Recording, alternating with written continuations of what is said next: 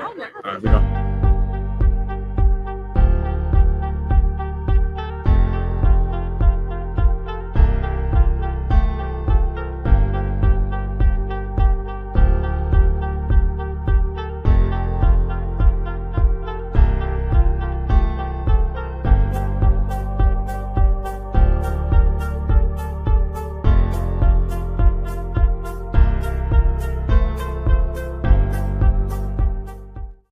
Baton Rouge for 10 years. Oh, we live, man. What's going on?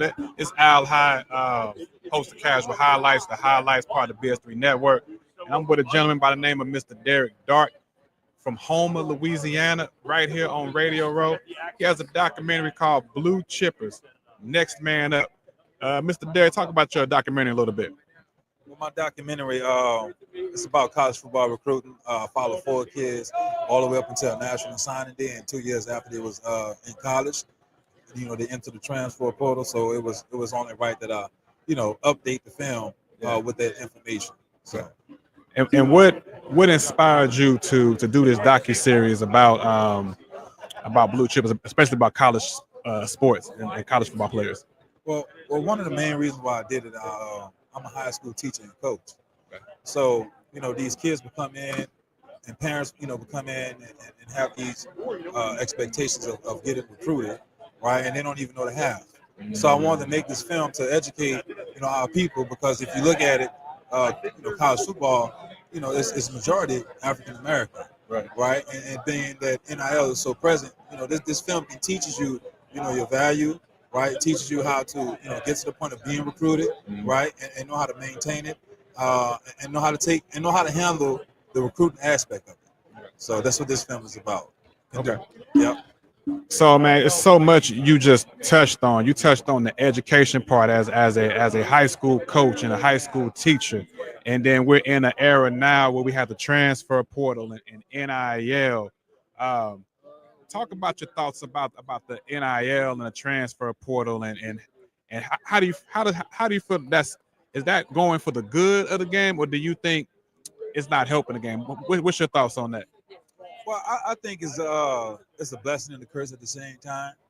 Like, one of the good things about NIL is that now you don't have to wait till the NFL to potentially change to have a change of living. You know what I mean? Because a lot of times that our black athletes they come from private.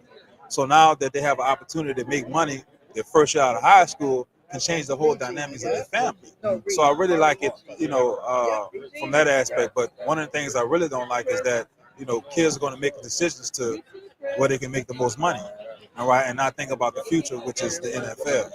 So that's so it's kind of like a blessing and a curse in a sense. Now, you said that in this docu-series it's following 4 young men in there and going to college. And can you give us a sneak peek about where these young men are at right now currently? So I followed Jalen Lucas. He was a 3-star recruit. Initially out of high school, he signed in Indiana, and he was actually an All-American his first year there at Indiana. He was Big Ten Return Specialist of the Year. Whoa. Right? He also represented Indiana at the Big Ten Media Day. Okay. His sophomore year, and he left Indiana after the coach was fired, and transferred to Florida State to play with his brother Ja'Kai Douglas. And we all know how what happened this year with Florida State. Quincy Wiggins is a kid from Baton Rouge, Louisiana. Didn't even play high school football for 1 year. Right? He was a basketball kid. He was 6'6", 260, right? Yeah. And college coach saw him and said, "Hey, look, that kid look like he can play football." And so he wound up calling the kid over and said, "Hey, look, if you play football, man, I'll give you a scholarship." And like his first 2 games of the season, he had like 5 offers. And he went from a 0-star to a 5-star recruit by the end of the film. You'll see. Terrence Wells was another kid from Lafayette, Louisiana. He was a 4-star recruit. And also we had a 5-star recruit, Jacoby Matthews. So Jacoby signed with Texas A&M, and he's in the portal now. Terrence signed with LSU along with Quincy, right? So Quincy and Terrence both left LSU. Quincy went to Colorado to play with Coach Prime. Okay. So this was his first season with Travis Hunter and all of them, all those guys. And then Terrence left LSU and went to Arizona State. and he played his first year. This was his first season at Arizona State, which was a magical season. Yeah. And then he winds up getting in the Porter. Now he's at UNLV. Okay. The gentleman you was talking about, Carter, last name, correct? From who went to Colorado? Oh, his name is Wiggins. Wiggins. Wiggins. I think because I went to the Colorado when it came. I'm from Kansas City, so I went to the KU Colorado game, and I think I remember seeing him out there warming up with the team. So it's just a small world, just seeing the players that that you spoke with and talked with. So man, it's just a small world in general. Um, Football in Louisiana. Everybody talks about Texas football, Florida football, even California football, even Georgia football. But talk about the passion for Louisiana football and what's that about? Well, I'm gonna say it like how my man's Jeremiah Gray, or we call him G Sports. G Sports said that Louisiana, man, we different. We grimy. Yeah. You know, we come from a different place. We come from that mud. We come from that dirt. Yeah. You know, so that's what give us that cutting edge on the football field. And I think that's why we are some of the best, probably the best football players in the country. Comes from Louisiana. Now, living from home in Louisiana, did you grow up as a Saints fan? Oh yeah, I was a Saints fan, diehard Saints fan, man. Diehard Saints fan. We gotta talk, man. Because now I'm confessional moment. I was born in Baton Rouge. Okay. I lived in New Orleans in the East briefly when I was young, and then I moved to Kansas City at 7 years old. So Mom always talk about the Dome Patrol and Sam Mills, Ricky Jackson, Jim Moore, that group. So I'm a Chiefs fan, one, but I still have a heart for the Saints. And I was down here in 2010 when they won the Super Bowl. Yeah. And that was Mardi Gras in itself when they won the Super Bowl. But since then, since Sean Payton has left and Drew Brees has left, what is going on with the Saints, man? From you outside looking in, man, tell us, what do the Saints need to do to be back on top, not just in the NFC South, but to be talked about in the NFL? Man, I think look, man. I think we need a new car. That car got a broken transmission, carburetor, or something, man. We need to, Derek Carr. Look, man, he's just too inconsistent for me. Mm-hmm. And I'm gonna tell you something. Playing a quarterback position, you got to be consistent, man. And that's what Drew Brees did. It's like what Drew Brees was going to give us every Sunday, and Derek Carr, he just doesn't. To me, he just doesn't possess that. Can he do it? Yes, he can. He showed some flashes. I mean, the first two games, we was just like, oh yeah, I know we're gonna be playing in the Dome this year for the Super Bowl.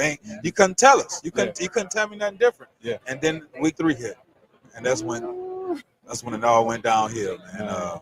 So man, I think we need to get us a young quarterback. The head coach, I'm hearing that they're gonna hire Kellen Moore. I think that's pretty much 99% done. And which he's a great mind, great offensive coordinator, and I think he's gonna upgrade our offense. And I think defensively we always was sound. I just think who we're going to bring in as the defensive coordinator, see how things are going to go with that. So I think that's what we need to do. And I think this draft, we need to get some good guys out of the draft. So I think that'll help us out too. Now your documentary, the Blue Chippers, Next Man Up. Where can to viewers who are watching, where can we find that at? So you can actually go to Apple TV. It's available on Apple TV, and also it's available on Amazon Prime. You can go check out Blue Chippers there. You can either buy or rent it. All right, and where can we connect with you at? You can follow me on Instagram and Threads and X, or formerly known as Twitter. The Dark Brothers. And my personal account is I am Derek Dark. So DEREK.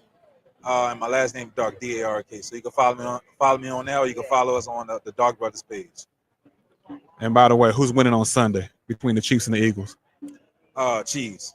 Man, you the first one today who's rolling with the Chiefs, man. Everybody else said fly, Eagles fly, fly, Eagles fly. Even the Falcons fans, the people who lost 28-3 in the Super, lost that lead. Wow. Well, look, I'm gonna tell you something, man.